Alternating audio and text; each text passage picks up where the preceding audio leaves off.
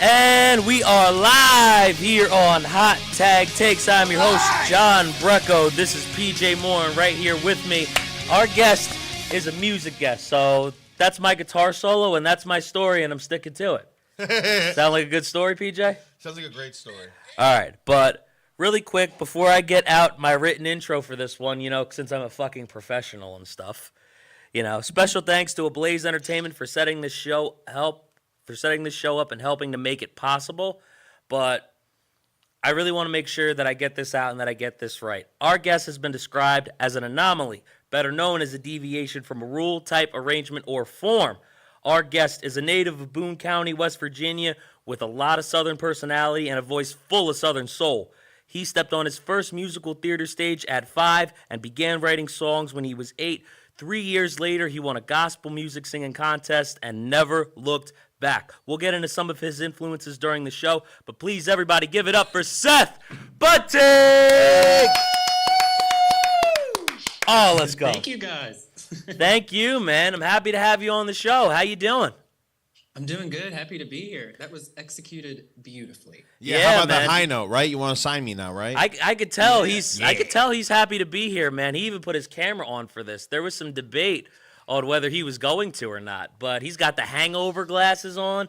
He's looking good, man. Listen, this ain't no fully virtual junior year of high school class. Cameras are on, baby. Yeah, he told 2 comedians about his eye and then expected not to get made fun of. Like, can you believe this guy? He expected not to get made fun of about his what again? His eye? Yeah, his eye. His eye that you could barely even see the swollenness. Yeah. Like, you have to actually look at him like almost like creepy type of stare. Yeah, you do. You have to to actually see his eye. But nah, man, you look good. I'm glad you're doing well. Very, Honestly, very happy. Y'all are making me feel much better about it. Thank you. Very, very, very, very happy to have you on here. How long you been living in Nashville, man? I'm sitting at like 7 years now. Wow. 7 or 8 years, yeah. Man, that's crazy. Because I moved here when I was about 16, and I'm 25 now. So, yeah.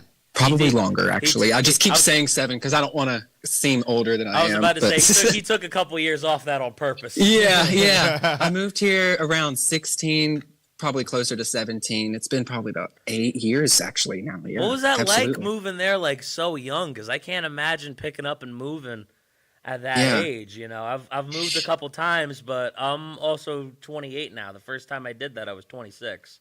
So yeah. And I've just moved through New Jersey.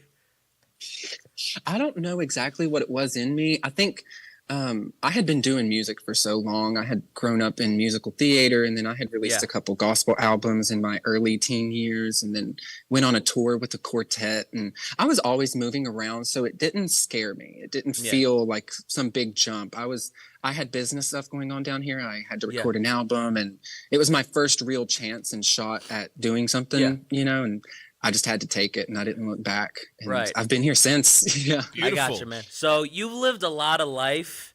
You've been on tour with the quartet. You moved down to Nashville as a teenager. Like you said, you recorded that gospel album. I heard about a lot of things with, Angels in the Garden, Clouds. Yeah. Where a lot of the stuff comes from, looking you up, right? So, I mean, talk to me a little bit about the tour with the quartet that you just mentioned, because that's something I actually couldn't find. So that's what I want to talk about first. Yeah, it was a really cool phase of my life. I did it with John and Christy Stevenson and this guy named Corey and me, and we were just part of a mixed quartet group, and we toured mostly around the East Coast, a lot of West Virginia and Kentucky and Virginia, Ohio spaces, Pennsylvania a lot. But I was probably about 14, 15. I sang lead for him. And it was just it was a really good learning process. If you listen to a lot of my music too, I harmonize a lot. I love to do my own background vocals, and the orchestration matters a lot to me. And I think that came from gospel music and working with the quartet so much and learning the flow of harmonies and, just music in general. I learned a lot during that process of my life, and it changed a lot for me and made me pretty much who I am and made my sound what it is. Is that what made you want to go out to Nashville? It was part of the reason. It definitely had so much influence on my music and how it sounds in general that I think it had that intrigue to it. That little bit of a difference that kind of set me aside came from a lot of that gospel and quartet music that I did. Okay. And so yeah, it definitely gave me the confidence and the ambition to be able to say, yeah, I can do this. Yeah. Yeah, no, because that's got to be a big step for anybody, not just a kid who's like 16. You know what I mean? Yeah. To be able to, start writing songs. There's a song that I found from YouTube 7 years ago. You know what it is, but I don't want to spoil it because we already talked about it off the air. But there's a lot of different songs that you've put out over the years. Two of them you've got up on Spotify right now that have been released this past year. One of them you had a release party over here, and it's about the song that we're going to play first, which I'm going to let PJ ask the question on that one. Sound good to you, my man? Sounds great to me, man. Here's my question for you. Which question am I asking? The very first one up there. That's why it's first, PJ. This isn't my question, Notepad. He just wanted to make me look stupid. That's why. So far. That made me look stupid. I'm not Just read from the top. Your PJ. face is making you look this. stupid. Well, that always does that, Peach. Stupid. At least I got two working eyes, okay? Oh my gosh. She said you got no nipples. That's a clippable moment right there. I can tell this is my favorite interview already, and I can tell it's going to stay that way. Oh, thank you. We appreciate it, man. Take off them glasses. I'm playing. That's like telling somebody in a wheelchair to walk it off. I mean, listen, if you wanted to, you would. That's all I'm going to say. I know. I have done that. So the first thing I have to ask you about the single, about the song Clouds. You released it in July at the Vinyl Lounge in Nashville. Talk to me about that night. I have to ask how that went first, because that was the main single you told John about and whatnot, and that was the first song that I listened to. So obviously it meant a lot. Obviously it meant a lot to you to talk about today. Yeah. So that song just was really close to my heart because not to get too deep into it, I know everybody has their struggles and stuff, but it just felt like this year was a big downpour for me and my family at some points. It just felt like it was hard to look up. And sometimes when you're in those situations, you need some music like that. And music is therapy. And I was needing songs that spoke to me specifically about that stuff. And I just decided to write one about how, there's always somewhere to look up. There's a way that you can make it out. And in my case, it was about family and unity and togetherness and unifying each other to be stronger together. You know what I mean? And so Clouds is pretty much that story about how you're not alone with anything you go through. And that song was really important for me to put out around that time because it was just so significant in mine and my family's life. And I felt like if it spoke to us so strongly, it could definitely, resonate with some other people and hopefully apply to their situations as well. Yeah. So yeah, as soon as we had mixes for it and a rollout planned, we got it out immediately, and I'm really happy about that. And the Vinyl Lounge was so nice and let us do the release party there, which was amazing. I love awesome. the Vinyl Lounge, and I'm gonna go back as soon as I can and perform when. Oh yeah, that sounds go great, on a tour man. and stuff. That's great because he's out in Nashville. Lounge. He's got probably like the whole roost of places he could choose from. Yeah, I would imagine. Yeah, Nashville to country music is like New York to comedians. That's just like the spot. I'll tell you this though, because I know a couple people in Nashville. I don't know if you know who Alex DC is. I went to high school. I've heard that name. Yeah. Yeah, no, I went to high school with her. Me and her were in the same graduating class, so I didn't know if you guys knew each other. I do know also a comedian named Courtney Rand. She's a Nashville-based comedian. I don't know if he knows who that is, but that's awesome. Yeah. I don't think I know Courtney, but I feel like that first name feels familiar. Yeah. But it's a small town, big city. I feel like everybody kind of crosses paths at some point. Yeah. Okay. I hear you. But I'll be honest, before we get to playing songs, some of these questions I got are for me. I did see an Instagram post where you're driving through neighborhoods blasted through music, and you're calling it free promotion, which is true. He's a smart man right there. I respect the hustle, sir. Yeah, man. Thank you. Be honest with me, though. How many times have you done that with Cloud since you released it? Straight up. At least once a week. Oh, okay. Nice. Wow. Yeah. I'm not gonna lie. I feel like he's doing like the Nashville approach, where he's like talking about like how many years he's been there and like subtracting a couple off of it, like Just to make sure. He definitely has a neighborhood like where he just goes like all the way through Every day. like on a side neighborhood. Dude, I gotta tell you, there was this one guy that I went to high school with, right? And every day you would hear him come out because he had this nice car. It was probably his parents. Probably. And he would just go play in Bedrock every single day. Mind you, this is like 2013, so you know this isn't like childhood tracks by then, because that was childhood. It's especially if I pull up at a red light or something, I'll roll the windows down and I'll turn it all the way up, hoping that somebody might Shazam it or something. Like you just stick your arm out the window, like, let's go. Ask me. Listen to this. Right there. I mean, listen, speaking as a certified passenger princess, I mean, listen, He is. I would know. Yeah, I don't have a car. Hashtag 20 years old in this economy. You know what I'm saying? Yes, I get it. No, I can't tell you the amount of times I've heard some banging music come from someone else's car at a red light, and I'm like, that deserves to go in a playlist. Yeah. Yeah. Today wasn't down one of those. Shazam. Today wasn't one of those days. He just heard sports come through by accident because the radio just happened to work. Yeah, no, he was like, "Oh, I'm pissed. I'm pissed." Yeah, they started talking about the Jets game. I don't want to hear about this right now. I'm pissed. The Jets My won. team lost. Leave me alone. I don't want to hear about this. No, not right now. Yeah, right. You know, he was like, "Oh, what was it? The Jets won." I don't even. You already know he's got to deal with annoying Titans fans all the time. That's true. Yeah, see, They're bombarding. Listen, I love how people flock to sports people and teams, and then they will judge their friendships based on that. Yeah, man. It's like, oh, you like this one team that plays football? Well, I also like this other team that plays football. So fuck you. Yes. You want to know something? Probably the moment I was happiest about coming, you weren't even here for. It was when BRECKO was on a couple of weeks ago, right? Follow myself, I guess. And it was, that moment where pretty much everybody was like, yeah, Travis Kelce and Taylor Swift are dating. Oh, yeah. Because I was like, I can finally talk about sports with this man. Because I've been waiting over here for what feels like 10 years. What, you think I'm a Swiftie? No, I didn't know. I mean, okay, first off, Taylor Swift is banging. I thought you were out of a rock. Taylor Swift is banging, dude. She's got some great music. Yeah. Okay. You can really bang the Taylor Swift? I shake it off. Is that where you were trying to go? Yeah. Oh, Listen, man. Shake It Off is great. That new Maroon, I love the song Maroon. That new Midnight's album, the whole album is really good. I'm with you on that. I haven't heard her new album. So I'm 20. So when I was in 6th grade, that was the album that had like Blank Space and Shake It Off on there. That's my Taylor Swift. That's my kind of Taylor Swift. What was it? Me too. I think remember the that. album? I don't know. I don't care. It's Taylor Swift. Yeah.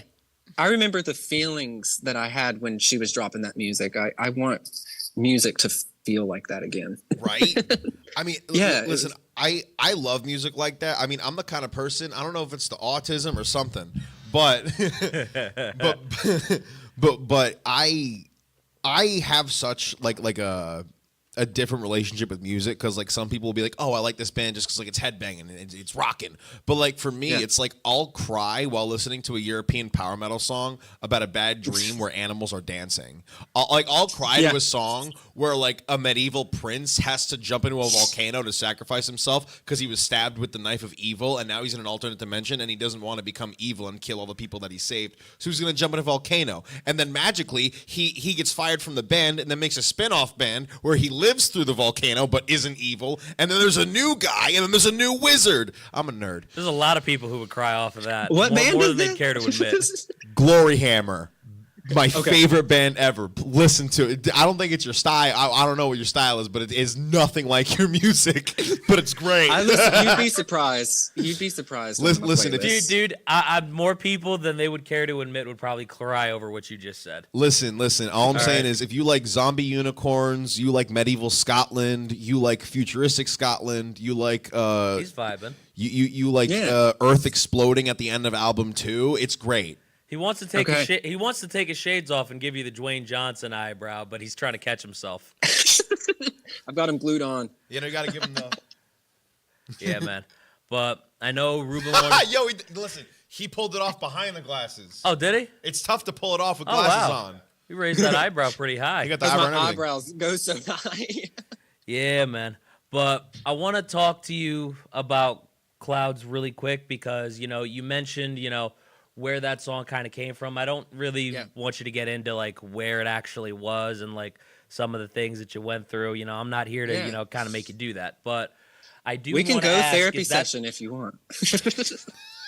I don't want to make you do that, but you don't got to say just kidding. I'm too broke for therapy. I'm down.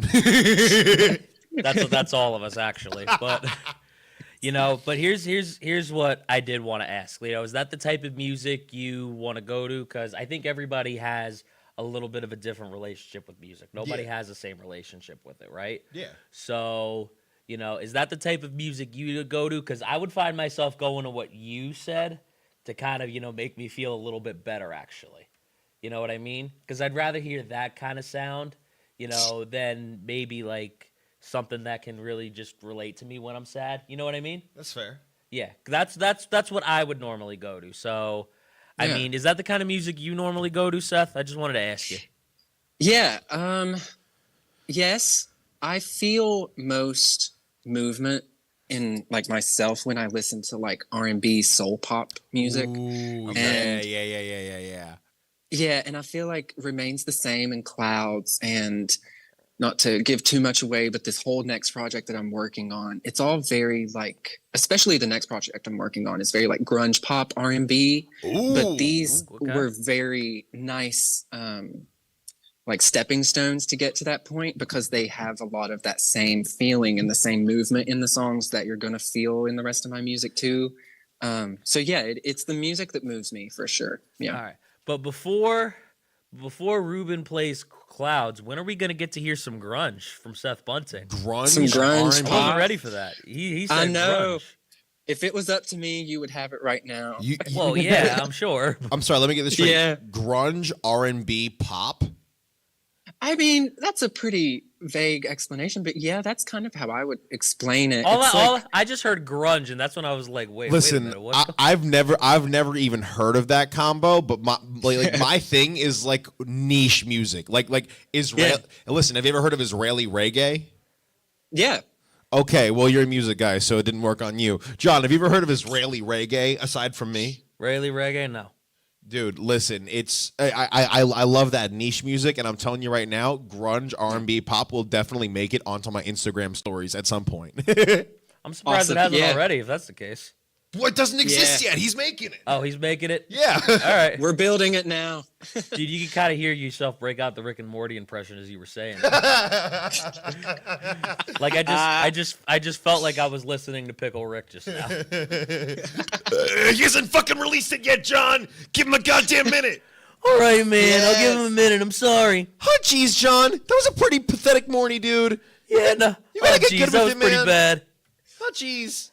My voice doesn't go high enough for that. Ruben, are we ready? Yeah, man. Because, we're professionals. PJ hasn't read off my phone in this interview. No, dude, I haven't done what? Seth isn't over here just sipping his tea, eating his popcorn. Listen, I'm drinking that right. Baja from Taco Bell. I'm having a great time. You're drinking ice. You have nothing left of that. Nah, there's a little Baja left at the bottom. A little melted. He's at that point where you can kind of hear him sip the straw. Yeah. All right, everybody. This is Clouds from Seth Bunting right here on HamiltonRadio.net. Take a listen.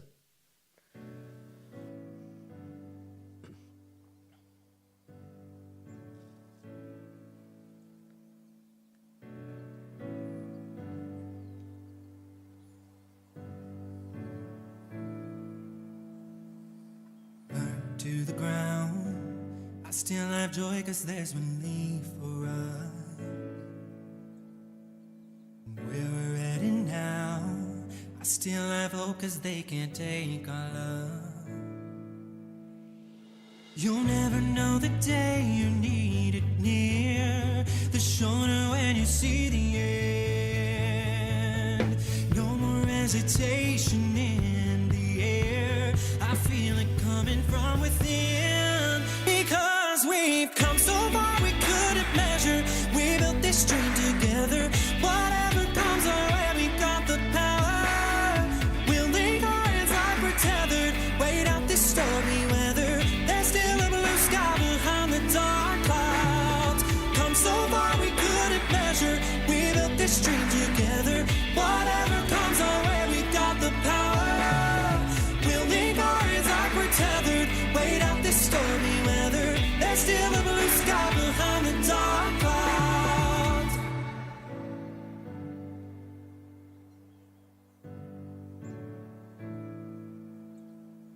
The thunder may have rumbled for the moment, the lightning may have hovered over me, but when it opens up to show the golden sun, you'll be right beside me to see.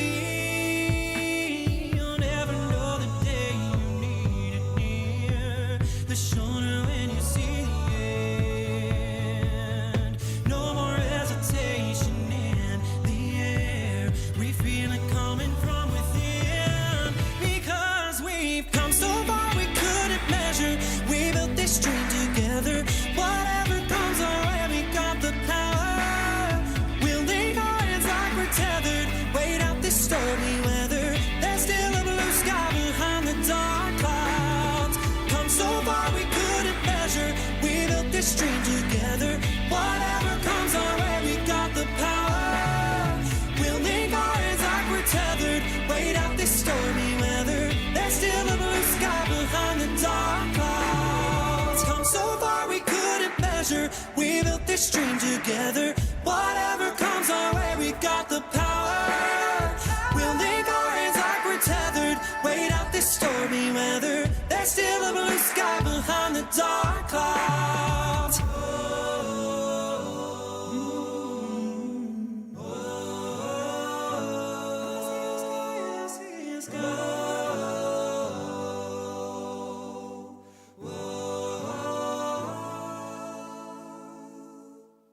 All right, everybody, that was Clouds by Seth Bunting right here on HamiltonRadio.net. I got to tell you, man, you know, there's the lip sync battle has been a thing. There are air guitar contests out there.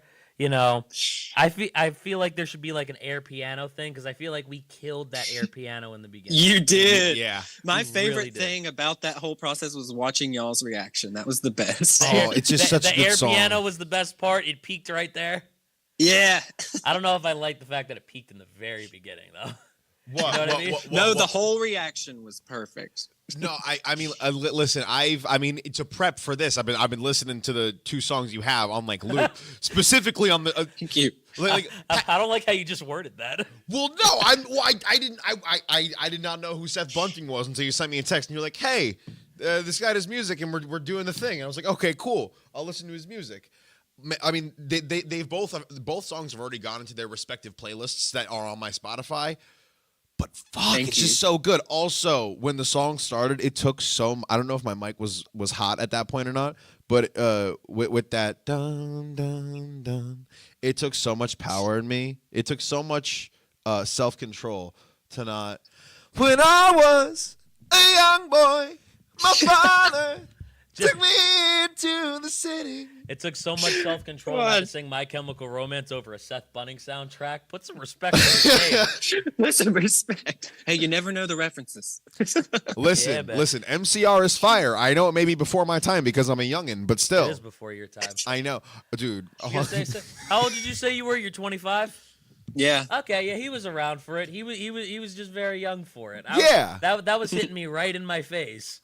Listen, a lot of my friends are 30, and I always refer to MCR as before my time old people music. Do you just like the fact that we have somebody under 30 on the show that's not me? Yeah, it's so nice having someone that's closer to age than me. Oh my god. I got you. But yeah, no, I now listening to that song after you spoke about your what's the word I'm thinking of?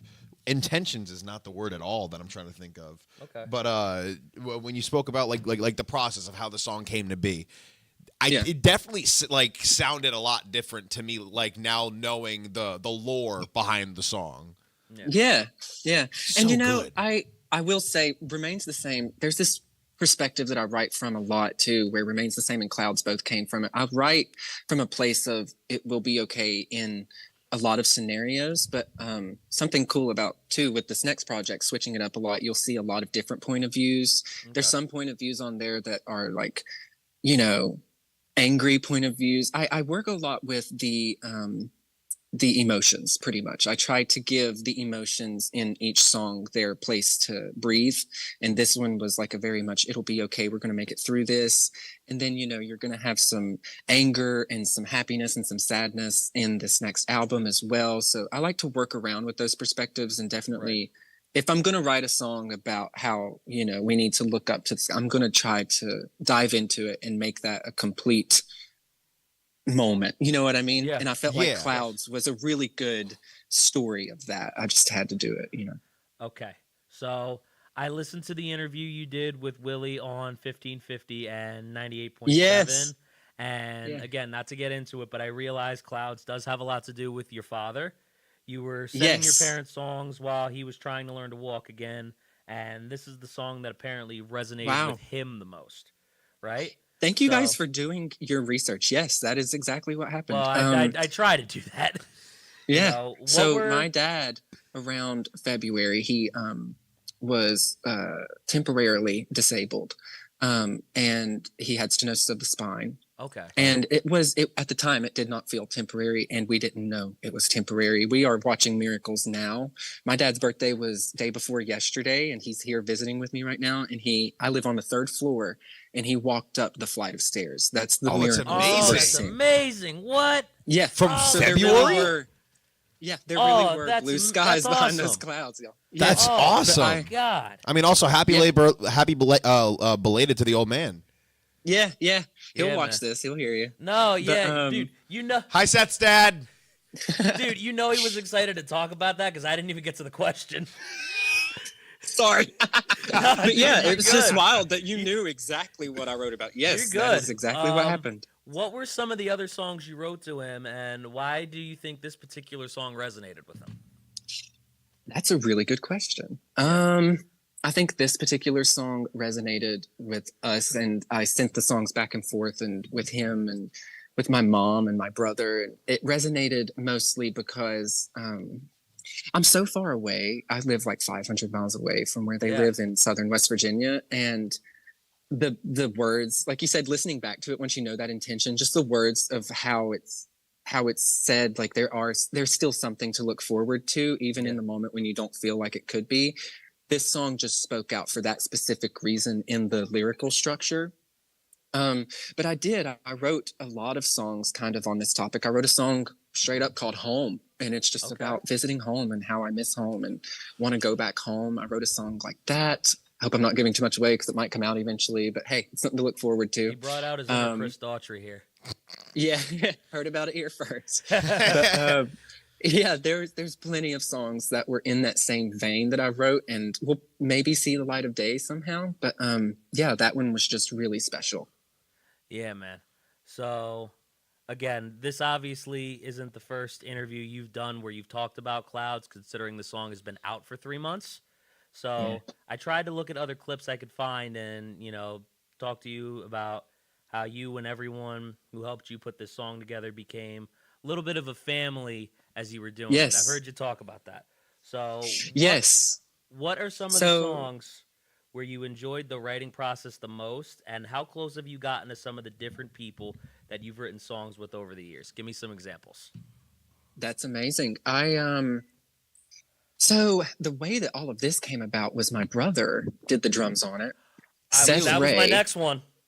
Yeah, Seth Ray is a guitar player. He's worked with me for years, and he came up with that whole chord structure himself and the movement of the guitar and stuff. And Adam Stecker and AJ Manello were the producers. I also have worked with them for years on projects, and it was very much so just a whole family, and the way that it came together was very organic.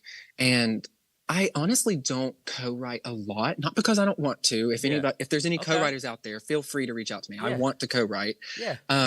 But most of my real songs come from when I am alone, sitting in the floor, pounding out the beat, and just being very vulnerable with myself, which is hard for me for some reason sometimes. So when I dive into those things and have the best words and the best way to express it, I'm usually alone. But I will say my favorite co-writer, sorry, I thought I lost you for a second. My favorite co-writer that I have ever worked with is my best friend, Brittany Bishop. I have talked about her in other interviews before because we've worked a lot on projects together. Shout out Britt.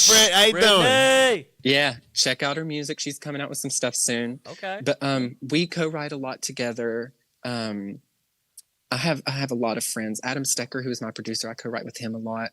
This next project that I'm coming out with, the pop R&B kind of dark grunge aesthetic whole thing, me and my brother wrote a lot of that together. He does rock pop music, kind of like mostly heavy metal rock, but he has a lot of different variations of production that he does. You got PJ with the Dwayne Johnson eyebrow now. Yeah, no, got him intrigued. Yeah, the second you said heavy metal, I was like, who? What's a Spotify? You know what I'm saying? Yeah, that might be kind of why you like Clouds too. You probably feel some of that influence in the drums and stuff too, like because he's a heavy metal drummer.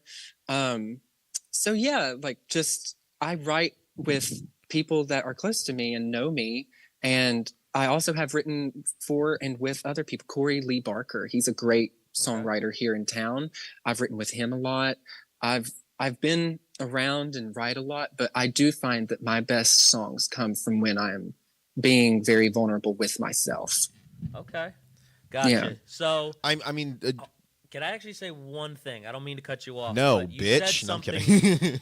You said something to me that I think is a little bit different from what I'm used to hearing, because, you know, he's got a little bit of a country music background, a little country, a little gospel. And normally when you hear about them, you hear about how they all get together, they write songs together, they bounce ideas off of each other. He's actually the first person I've heard with a little bit of that background that I've heard that, you know, gets some of his best ideas when he does write alone. You're actually the very first person that I've ever heard talk about that. So, really? I mean, the reason why makes sense, but it was just really interesting to me. So I actually want to ask you off of that. When do you write most of your jokes? I do most of mine when I'm by myself, when I just get that random idea where I'm just like, oh, wait a minute. So do you like ever get together with people to write jokes? Because I hear some people do that. I've never been that person. So let me ask you that, actually. That actually leads into the thing I was going to ask you, or I was just going to bring up about your writing process, because I was going to say I relate with it. What's it called? With comedy, you know, there's that saying, you know, trauma plus time equals comedy. And I feel like the same thing can relate not to all music, but to some music. And I think your music definitely, you know, relates to that. Absolutely. When it comes to, I mean, at least my writing, I haven't sat down and like wrote out a story in a long time. Just what I like, if like when it comes to like co-writing or whatnot, like if I'm hanging out with friends of mine that are comics, I'll just like throw out a bit and they'll be like, oh, what about this right there? I'll be like, oh, that is a good idea. And then I'll jot that down on a little bullet point in my notepad. But more times than not, I'll something will happen. Like I said it on last week's show. I'm not going to tell the whole story, but a few weeks ago, I was last minute booked for a swingers convention in the Poconos on a whim, right? And a whole bunch of hijinks ensued on that. Many, including naked people. There was a chair with parts on it. There was a chair with parts on it. I was told. We'll just go with that. You can't buy that at Spencer's. I was told there was a room with a pina colada machine in there, and I'm a slut for pina coladas. So I got in the elevator. There was a girl getting something in the elevator. Chair penis. Yeah. And then I go into the pina colada room, and it says it was the Sibian room. Are you familiar with what a Sibian is? No. So it's a stool. I didn't think he'd actually get into the whole bit right now. I'm not getting into the whole bit. No. But I do want to know the address to this place. Yeah, like really. Yo, next one's in February. I'll let you know. Thank you. No, but it's essentially a chair that you sit on, and it does the job of a man for you, essentially. Got it. Got it. But with you having to do no work at all, it's kind of cool. There we go. But what's it called? So there were a lot of hijinks that ensued on that trip, and I never sat down and actually wrote out like I should do this part, then this part, then this part. I just kind of went on stage, told the story, recorded myself, and I was like, okay, I got it out. And then I watched it back, and I was like, huh, that part's too long. That part I can make funnier. Okay, and then I just make a little note. Do that next time, and I tell the whole story again, and then just make it a little different every time. I've always wondered how that stuff is done because I love stand-up comedy. I love comedians in general. It is very different from comic to comic. Like there are comics out there that have a completely 180 on my writing process. Like it's very person to person. I don't know if it's because I'm lazy and I don't like sitting down or I don't know. I feel like sitting down and actually like writing things out block for block kind of takes away some of the authenticity of it. Most of my ideas that I go with are just like, aha. You know. Oh yeah, no. I have that aha moment, and I just remember to write it down. Yeah, all of those aha moments. I'll like yesterday. Someone called me racist for not remembering their name, and I jotted down on my phone. I was like, I'm racist for not remembering a name, even though I just don't remember names. And so now there's a bit that'll be there. I mean, like the guy's name was Nashawn, and he was like, "Oh, it's because I'm black. Huh? You're not gonna remember a black name?" I was like, "Dude, if you told me your name was Emma, I'm not gonna remember it. I'm terrible with names in general. It's not a racist thing, dude." I'm surprised you remembered my name. I mean, John's easy, dude. Like I'm so. I don't know. Emma has the same amount of letters, bro. I'm also very happy that you guys said my last name right. You've done that really Bunting? well. So Just think of baseball. I Hold mean, on. come on. Here's my question. Okay, now here's another question for you. How many times have people gotten your name wrong, and what do they say when they get it wrong? Shockingly, it was actually a whole conversation back when I first moved to Nashville and first started. There was a lot of input going on, and I was told that changing my name would probably be the best option and to let go of the bunting because it's just, hard to kind of grasp onto, I guess. How? Which I didn't, obviously. Oh, 3 syllables. God forbid. I don't know. The word bunt? I don't know. And then bunting. I'm with you. Yeah, no, I'm with you. I don't get it either. But I am curious about how people have mispronounced it before. What have people like for me, I'm PJ Morin. I've gotten moron, Moran. Yeah. I mean, listen, my 7th grade teacher called me Phil all year. It's an I. Yeah. Sometimes I get budding, like they skipped the N, or sometimes I get bunny, they skipped the T. I mean, I just think that's because people in Nashville can't read. I think that's not a you problem. I'm with you. I'm like, I don't really get what the big deal is either. I don't know. Seth, while he's doing his free promotion, he's giving enunciation lessons on the words he writes. Yeah, no, that's I've what just it's got really bunting. about. He's driving in the car, blasting clouds. It's bunting. I've got it Pronounce across the the ing. back It's of like my car. baseball. Yeah, exactly. Yeah. Jeez. So I've just got it across the back of my car with the T capitalized. Bunting. You got your Instagram handle on the back rear view window. Yeah. Like hype beasts from LA. Just the bat. Just have it with you. Just you're ready to swing the bat. Do the whole thing. Just a baseball player. I mean, listen, that doesn't sound like a bad album cover, Like you got the whole thing on, and you got that little like. Where you just look like you're about to hit somebody with a baseball bat? Yeah, that's not too bad. Yeah. Seth Bunting. No, I'm going to have to give you guys some credit if I use that idea. All right. Yeah, bitch, I'm not free royalties. Come on now. Everybody has the proof now. For the grunge album, I mean, I feel like it could work. I don't know. I think it's the whole thing. If the visuals weren't already done, I would start recording a baseball. Yo, I can already see the album name now. Seth Bunting, knocking it out of the park. That's not You're what onto is. something. That's not what a We're bunt gonna have to have a okay. side meeting. Sounds good. Not what a bunt is, but okay. But about the family that forms in songwriting, did it hit differently when your brother did the drums for Clouds? Like, was that It different? did. Okay. Yeah, it's actually weird. I've always wondered if other people are curious about that or not either, because I have many stages of pretty much every song that I have. Many demos and different versions of them, some without this, some with this. And there was a very pivotal point for the song where we were pretty much done with it. And I was like, it needs that extra push. And like I said, my brother lives in West Virginia and he's got 2 kids. He's got a job, a wife, and a life of his own. And it was on a short time frame. The song was, because it was pretty much ready for release. And I just threw it out there. I was like, what if Tyler put some drums on this and like really added that extra oomph to it, you know? And I told him, I sent him the track, and as soon as he sent back the drums and we mixed it in, I was like, the song is done. That's all it needed. It was perfect. It was the polishing touch of the song. Yeah. Yeah. So last question about the family that forms within songwriting. You mentioned in an online article in Popular Hustle that you've learned the hard way that success in the music industry is about more than achieving fame. It's about finding people who believe in you, support you, and know what they're doing. Do you believe this applies to you, to who you choose to write songs with as well?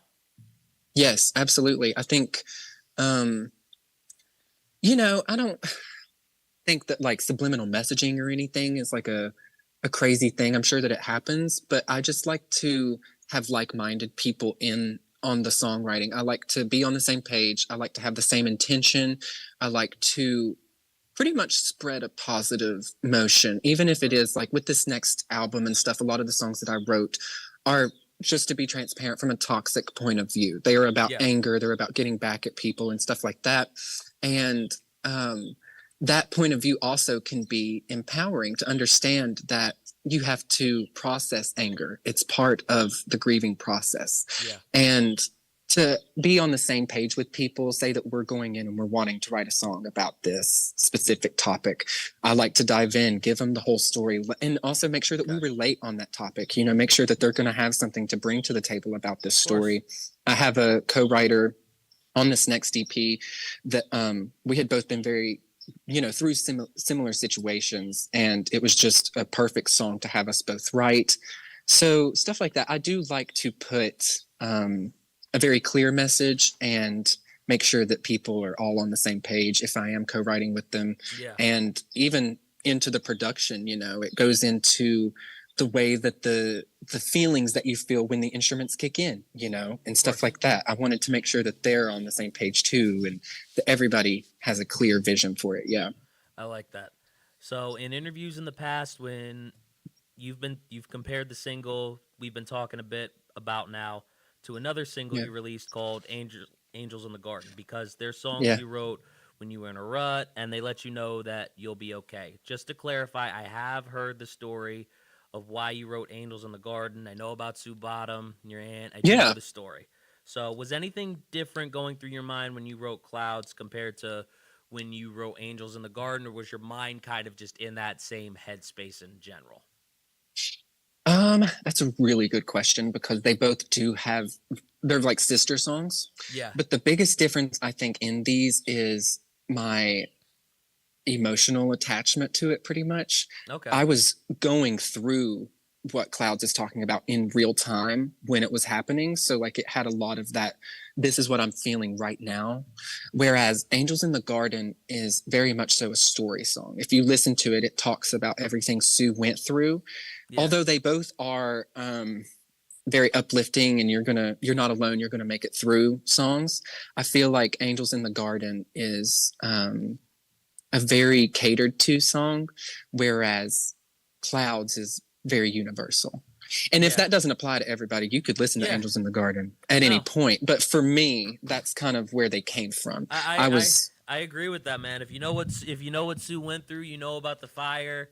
Like you understand that, and not everybody can relate to that. You know, not everybody can relate to, you know, going through something like that. A lot of people might see that through somebody else, you know, if they've lived long enough, but they don't actually know. Whereas Clouds, it kind of gives you more of a general sense. So I like how you kind of put that out there.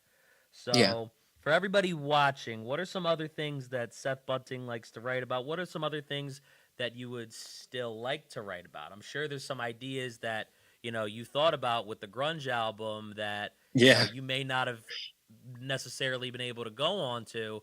What are some things you want to write about? That's a really good question.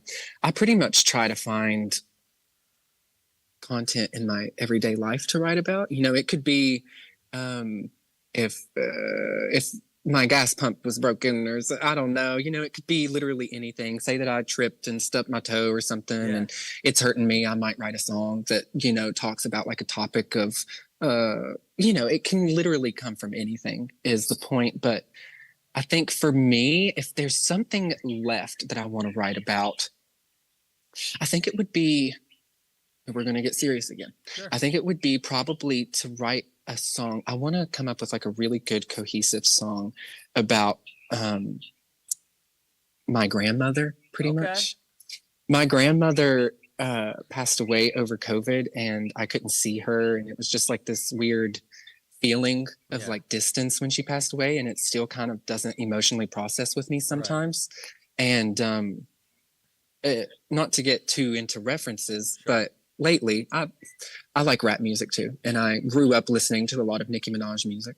And Nicki Minaj released a song called "The Last Time I Saw You," and she's talking about her family and the loved ones that have passed on. She wished she would have handled it different, and it was very eye-opening to me that you can write a song like that, like that's kind of sad and like about like really emotional things, but you could still have fun with it and still bring a positive motion to it. Like my grandma was a positive lady. She was fun. She liked to have fun. She didn't like sad music. So I want to be able to write like an upbeat song that is still positive and kind of like another, I guess it would be in another vein of like clouds. Like you will see them one day, you know, it will be okay. You'll be fine. And they're still with you. Their spirit is around you, that kind of thing. But make it like a cool pop song. Yeah, man. You know? That's awesome. I love how he's saving the grunge music for the sweet granny. Right? Like yes. Like the mix of that's phenomenal, man. I love that. Just get some scream metal vocals behind it. Like you kind of wish you had like the sweet granny that's over in the mosh pit. Yes. Over putting bruises on arms. Yo, I listen. No, let's not sit here and act like they didn't used to punch people back in the day. Listen, mosh pits have changed. Listen, I just got to make this one comment. But do either you two know the band The Hooters? I think you've told me about The Hooters before. You ever heard of The Hooters? They're like 80s. Very good. You ever heard of All You Zombies Hide Your Faces? All you people in the street. That's them. Yes. I saw them live in August, and their audience is predominantly like between like I would say maybe 50 and 80, right? Or 50 and 70. Yeah. So I saw a bunch of like 60-year-olds like hippies that grew up. Just moshing down in the center. They were doing like a ska reggae like riff mix with a saxophone, and these old people were just like turning up, and it was the funniest thing I'd ever seen in my life. Oh my gosh, I wish I could have been there. I love that. I'm sorry. You said granny moshing, and I was like, no, it just brought that right back. That's a visual concept we have to bring to life. That's going to be what everybody remembers from the interview, granny moshing. Granny moshing. Not that you read a question off my phone. You know, not that Ruben took like 20 minutes to get clouds ready and even leave. Not the eye. Hot tag takes with John BRECKO and PJ Morin. Guest with our guest Seth Bunting today on this episode. Talk about granny moshing. Yes. All right. That's my favorite title. Granny moshing. That's my favorite title. You guys have to name the episode that. Granny moshing. Seth Bunting and granny moshing. Granny moshing and grunge pop. Seth Bunting and granny moshing. Did you just mess it up? You got to capitalize the ing. Exactly. I put emphasis on it. Seth Bunting. Yeah, Seth Bunting. Like not Seth Bunt. What are you doing? No, y'all are killing it. The next thing that what are you doing? The next thing that I want to talk about is the other Spotify single. Oh my God! Listen! I love Clouds. It's so good. It is a really good song. But I gotta say, Remains the Same just hits even more. Oh my God! They hit different. Oh my God! I'll say that they hit different. Thank you. There's two completely different hits. I said the other Spotify single because there's two. I had it on repeat for like an hour and a half yesterday when I was at work. Yeah. Oh my God. Did the old pretzel couple get mad at you after Thank that? you. Awesome. No. The people at the pretzel factory that I work at were cool with it. I actually They were cool with it. I blasting the same song for an hour and a half on your customers. well, no, I mean I had an earbud in, Free but promotion, Seth. but what's it called? When we had a dead we had Thank like a you. dead Yes, we need it. we had like a dead 5 minutes in the day, and I played them Remains the Same. I was like, yo, I'm interviewing this guy tomorrow. Check this out, and they were like, yo. Yeah. No, that was cool. That's awesome. Thank you. I'm happy that they liked it. That's awesome. Dude, Yeah. it was good music, no problem. Yeah. And either way, as you keep scrolling down through different things like YouTube and whatever, that was the next thing I found. Talk to me about that song, the process of writing it, the family you created writing that. If you want to talk about that, what was going through your mind when you wrote about that, etc. Talk to me a little bit about Remains the Same. Remains the Same is kind of it's a warrior song for the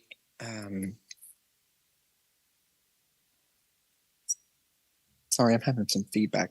Yeah, you're going down. It's a warrior song, I feel like, for the long-term relationship where I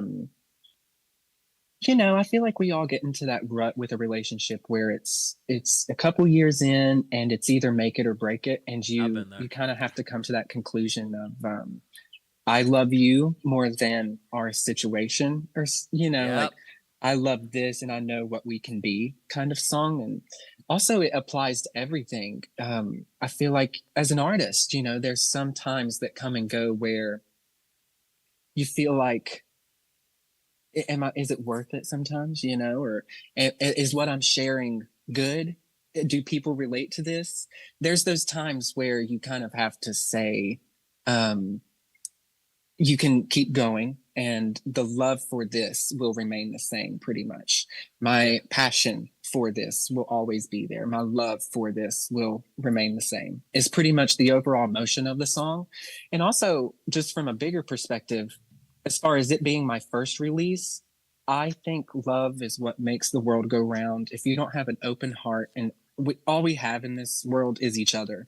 And if you're not nice to the people around you and just caring and have love in your heart for other people and their point of views, I just felt like that was a really good rollout to be as my first song. Yeah.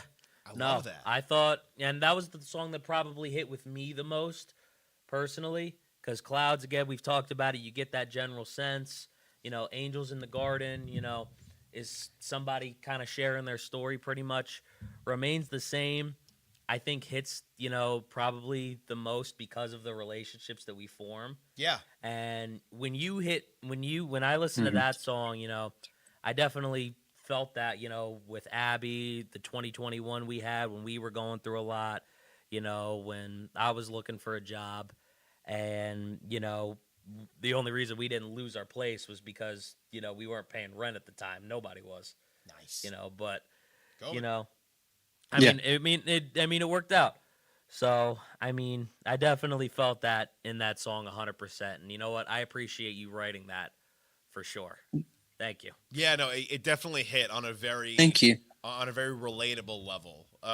Because I've been in it wasn't like a few year long relationship. It was a very complicated type thing, but it did get to a point where I was like, is it worth it to stay in this and try to build a life around this, or do I need to find something else? Yeah, he was talking to me about it a lot when we first met. I was like, for somebody who's over, you talk about this a lot, sir. Yo, listen, it had just happened. And I was going through it, buddy. So fuck you. Fresh. I'm no longer going to your wedding. Fresh off the press. No, you're coming. I'm coming to that wedding. It's going to be so much fun. I know. Dude, that open bar. Yes, sir. You know I would do. I got you. Ooh. No, but anyway, Ruben's got the song ready. Remains the Same. Oh, fuck by yeah. Seth Bunting I right always here listen to that. on HamiltonRadio.net. Please don't talk over it the whole time, PJ. Sorry, babe.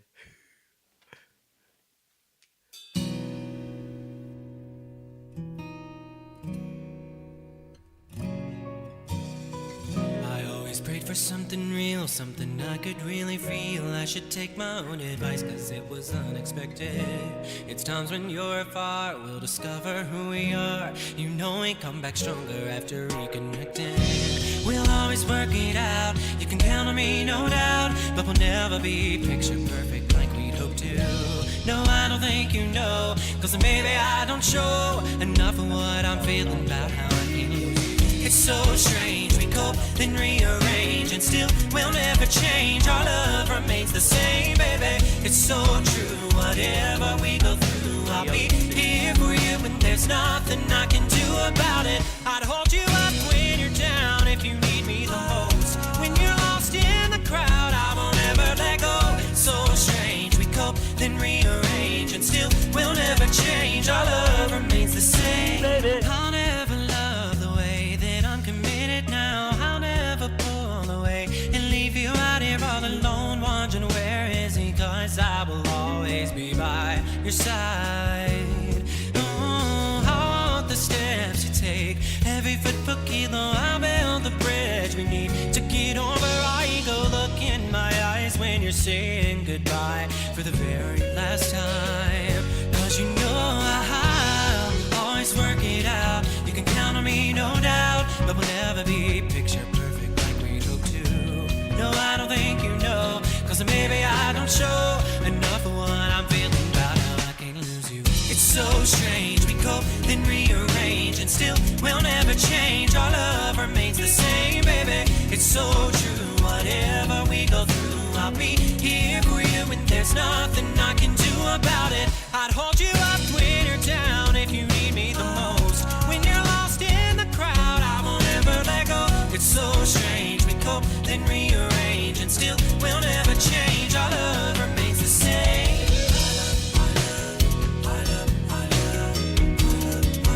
Our love remains the same, baby. Our love remains the same, baby. Our love remains the same, baby. And there's nothing I can do about it. I'd hold you up when you're down if you need me the most. When you're lost in the crowd, I won't ever let go. It's so strange, we cope, then rearrange, and still we'll never change. Our love remains the same. So strange, we cope, then rearrange, and still we'll never change. Our love remains the same, baby. So true, whatever we go through, I'll be here for you. Our love remains the same, baby. Oh man, I was about to compliment Ruben on like the fadeaway because like I heard it and then he just put that back up again. He went, Like you noticed that, right? yeah. No, but remains the same by Seth Bunting right Bring it here back. on HamiltonRadio.net. If you've been in a relationship for years, if you've had a friend for years, maybe even a childhood friend, if you've had a pet for 10, 15 years, tell me that song doesn't resonate with you. Please.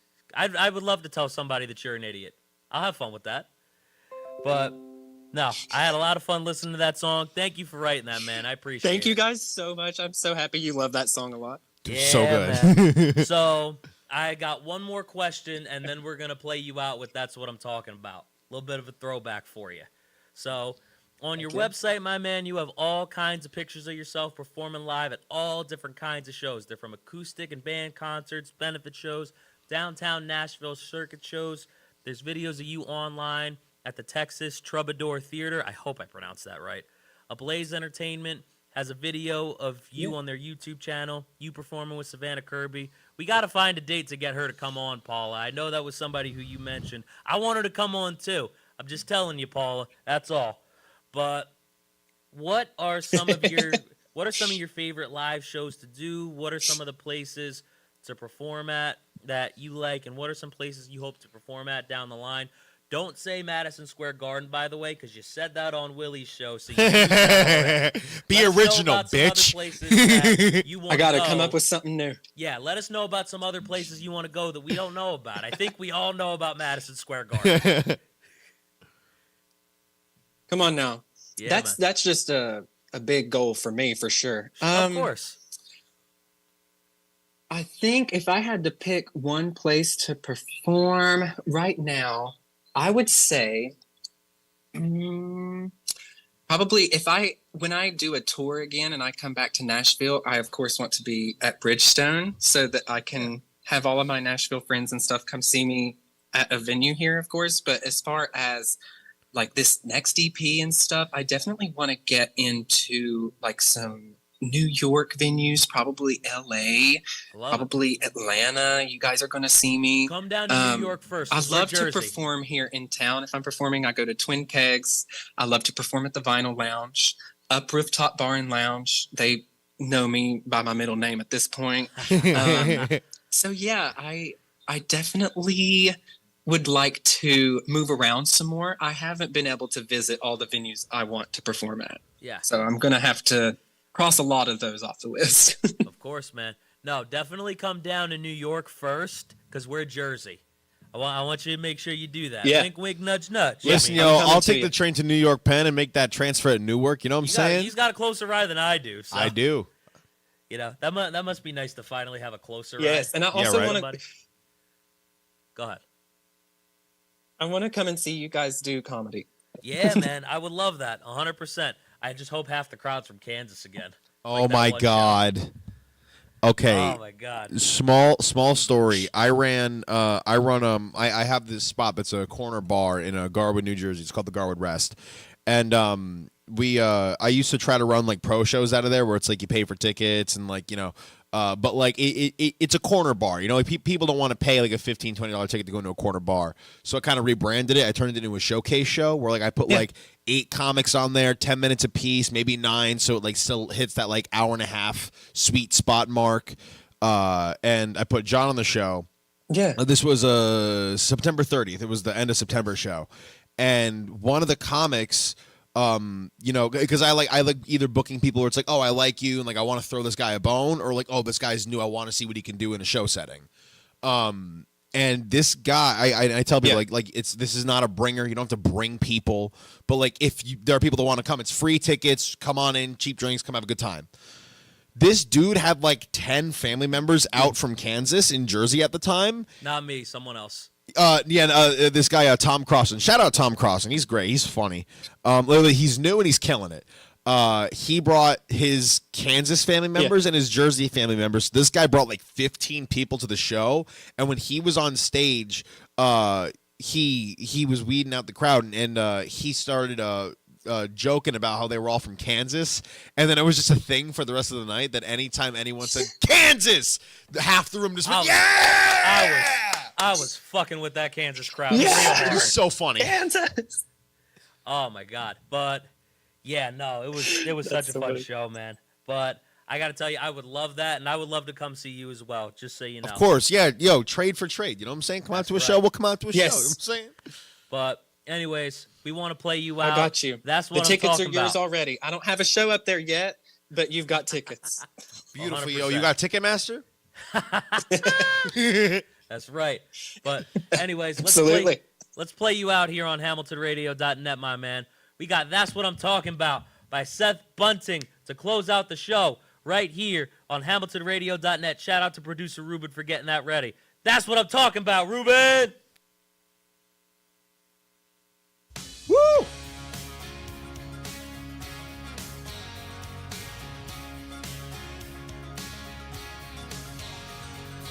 Blanket stars, you and me, anywhere near Cabin Creek, and that's what I'm talking about.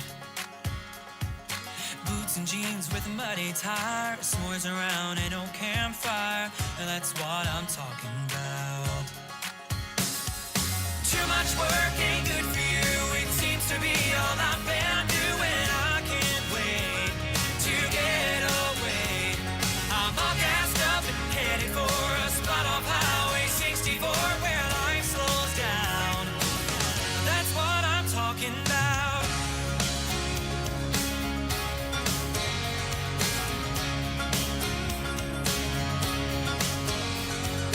No river, no rope swing. Break out the guitar and make it sing. Now that's what I'm talking about. Dance beneath the neon moon. Kick up the dust and just cut loose. That's what I'm talking about. Too much work ain't good for you. It seems to be all I've been doing. I can't wait to get away. I'm all gassed up and headed for a spot off Highway 64 where life slows down. That's what I'm talking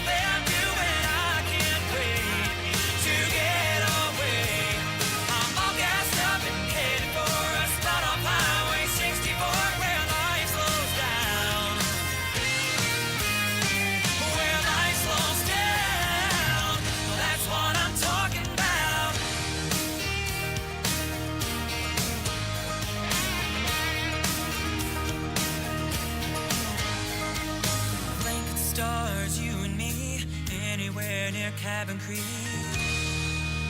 That's what I'm talking about. PJ with the line dancing out here. God, I am not doing that in a bathing suit. I got work in a half an hour. That was the first time I heard that one.